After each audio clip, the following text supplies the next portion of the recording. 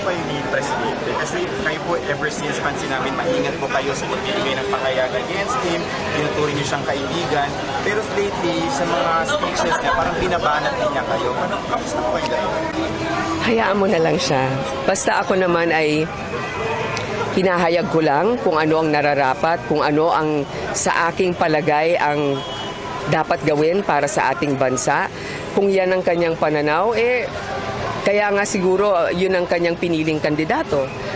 Meron kaming mga hindi pareho ng solusyon para sa problema ng ating mga kababayan na kahirapan. Nasasaktan kayo?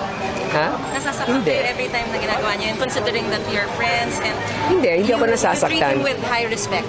Yes, I continue to respect him, but para sa akin, ang problema ng kahirapan ng ating mga kababayan, ang aming tinututukan.